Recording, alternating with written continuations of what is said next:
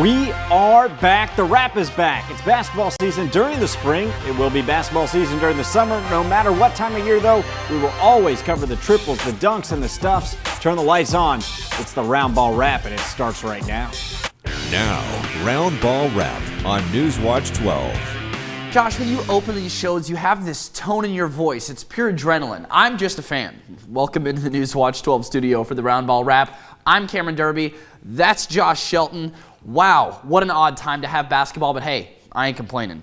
It's been more than a year since the state tournaments were canceled. This week, high school hoops are back. There are some strange rules involved, but I think everyone is on board with we will follow whatever rules that allow us to play. Let us waste no more time. Starting with an Interstate 5 showdown, South Medford in Ashland taking on the Grizzlies. Ashland came out of the gate firing, scoring 11 of the first 14 points. Here's 3, courtesy of Finn Hilden. Smooth like butter. That put Ashland up 11-3 midway through the first. Second quarter, the Grizzlies playing tough on the inside too. Hawthorne LaPierre with it in the corner, pump fake, then drives the baseline, slam jam, thank you ma'am, flex on him. Ashland leads 22-19 just before the half. But just before that half ended, ISO from Devin Malcolm. He goes to the rim and comes down with authority. Pulls the Panthers within 4 before the half, and the Panthers would eventually pull away with it in the fourth quarter. Evan Booth drives to the basket, draws the and one. Panthers come away with the win after trailing for a majority of the game, 54-44, the final. Eagle Point and Grants Pass. This one in Eagle Point. Luis Uribe with the beautiful post play. Absolutely. This one was back and forth a lot all the way through 3 quarters. The big man play was impressive on both sides. The Cavemen just continue to work down low. It's pretty tough to defend a hook like that. And then the big boys will stretch the defense and get the 3-point shot going from the corners. How about that one? Yeah, and it's time to kick it NBA street style. Check this out. Behind the back save. Whoop! Slam City, USA, population, Brennan, neat. But the Grants Pass trees are quick to remind the Eagles what happens when you go down there. Close through 3 quarters, but Grants Pass eventually gets away 43-33, the final score. Switching over to girls basketball, the converse matchup of the last game, Eagle Point at Grants Pass. Brooke Anderson denies Emily Nielsen the shot. Now Anderson's going the other way. Pull up from deep. Swish. Foot was on the line, so she only gets 2. Anderson was a menace. A steal here, and another fast break. Draws the foul, makes the basket through the contact. Count it, and 1. Lady Cavers cruising. Then comes a barrage of threes from both teams. Emily Run on the corner for Grants Pass. Carissa Hogan from 3 feet back.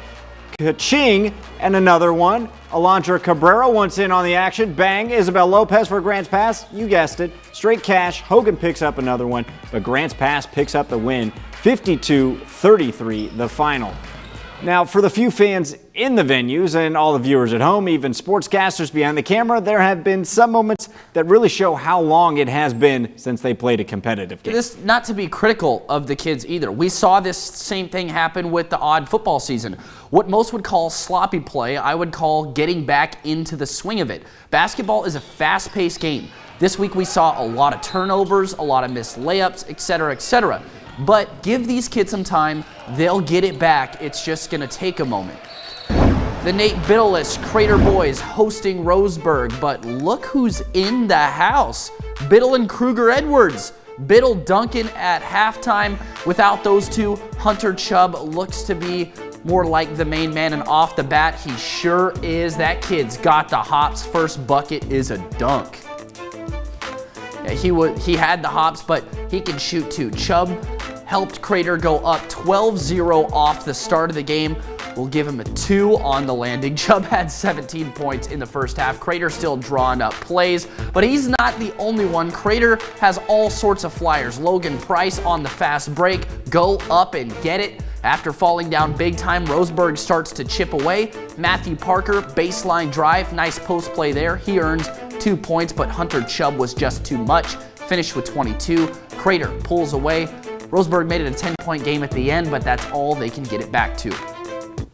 The Crater girls went up to North went up north, I should say, to Roseburg, and wow, the Crater girls beat the 6A team 65-13. This is the start of a 3-game road trip for the Comets. On May 25th, they play Grants Pass, and then on May 28th, they'll be at Eagle Point. The Comets 3-0 to start the season. Phoenix and St. Mary's, this one on a Thursday. The Crusaders graduating today, though. Here's our first look at that no tip-off and the pass out of bounds to start the game. Interesting rule change, given they'll play very physical for the next 2 hours. Steal for St. Mary's off the bat, full court pass, and oh no! They haven't played for around a year, but Jonah Hadley is on the rescue mission. The Pirates know about hustle. Roman Stubbs can't get the baseline drive layup, but he can get the save. Jackson Selton's a sophomore, but he knocks down the shot like a senior. Pirates first points right there. Moments later, Luke Bennion, the senior, on the weekend that he graduates, cash money from downtown. St. Mary's pulls away a 70-31 win on senior weekend. Crusaders are now 2-0 on the season. Here's a 3A check-in for you. Cascade Christian laid the wood to South Umpqua. This is Cascade's first game of the season, and it looks like it's in true form.